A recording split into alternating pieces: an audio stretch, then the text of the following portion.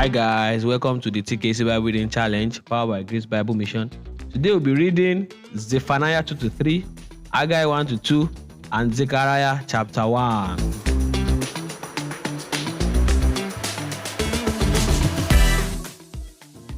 Hello. Hi. Hello. Hi. So, you did the last one with your brother in the Lord. I decided to come and interrupt you guys because why would two brothers be talking about Bible? You want to take us to realms that we don't know.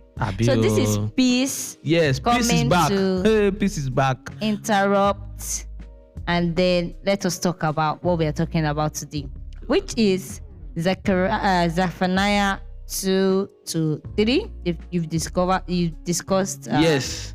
You talked about that Yeah, chapter 1 in the last episode. Yeah, we did. So we'll talk about Haggai 1 and 2, because it's only 2 chapters, and then there's Zechariah chapter 1.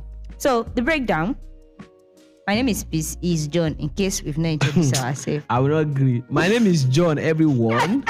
And yes, it's good to have Peace back here in the studio with us. Yes. I know you miss her. She's back, right? After a long vacation.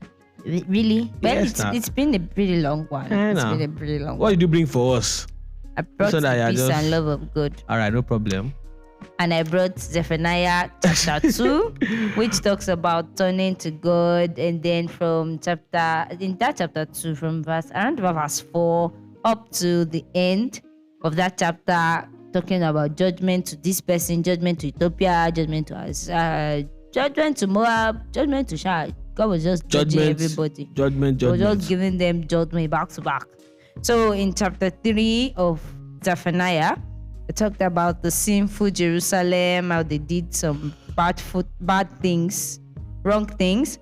And he also talked about how the nation turned back to the Lord. They sang a song of celebration, and God finally made promises to his people.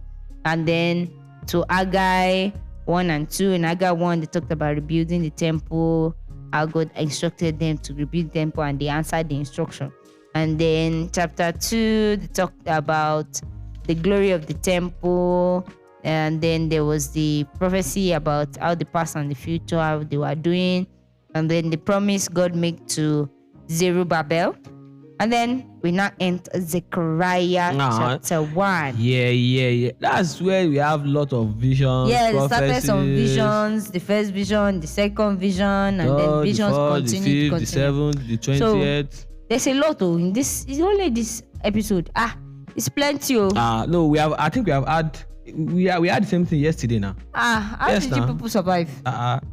Because there's God on our side, so Wow. it gives us insights. Oh my So God. that's how we survive, and we are here. So we survive today also.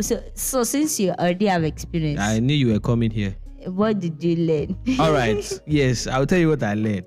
Okay. So let me just take us back a bit. In Zephaniah chapter 1, that it was about judgment of the Lord. Yes. Like God was, I will sweep where God was vexing. Wipe you out. I will wipe you out. I will do this. I will do that. Wipe the bum. But we know that the God that we have is a merciful God. Honest, and we are not taking this for granted or for a joke, but it has been from the time Ages of to Israelites. ages. Yes, Like, from time of the Israelites. Yes, when they were living in Egypt, all those kind of things. So God has been merciful since then. Even when they will make golden image and worship Him. They and did a worship lot of it. nonsense. You They understand? grumbled. When Moses was speaking to the Lord, they would have done something else. They would have disobeyed him. So, no.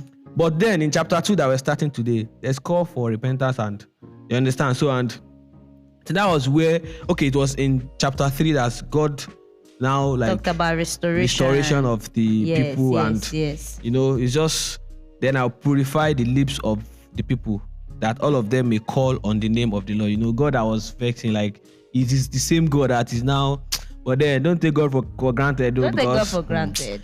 That links me to. It's not right, too. It's not right. It's privilege, but that it's links grace. me to one of my points that I got. All right. Which was, after punishment, God has always planned restoration. Yeah, that's But a true. lot of people, they don't wait after punishment. Once the punishment starts, they feel like that's the end of the world.